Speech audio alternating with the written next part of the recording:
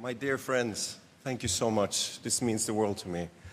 I come from a small country. We call it the suburbs of Europe. I've been longing for a sense of collectiveness my whole career. My grandfather was a filmmaker, and he was imprisoned during the war in Norway because he was a part of the resistance. And after the war, to survive, he made jazz music and cinema. And he was invited to go to Cannes in 1960 with his film, The Hunt.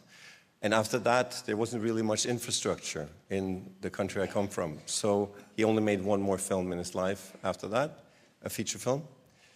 I don't take it for granted that the infrastructure that was built since then, both in my country and Europe, for collaboration across borders to create movies, art, the cultural exception rule that protects our languages in individual cultures, but as a collective project, matters a lot. And whenever it's under threat, I see many colleagues here today that I know, together with me and many others, protect this opportunity for free expression and free art in a time when polarization is at play in a big way, many places, also in Europe.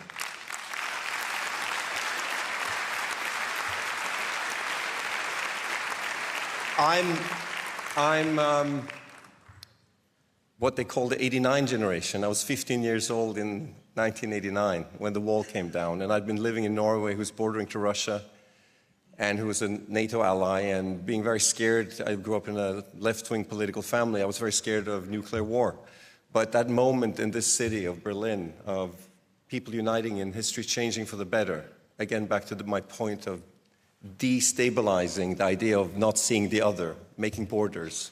I think we're at a core moment when we all have to take into account that the other is not our enemy, and that art can help us at best create empathy in the darkness together with strangers. We can laugh and cry in the cinema. So this is also a plea to keep cinema alive, because it is the place where many of us grew up and learned about being human.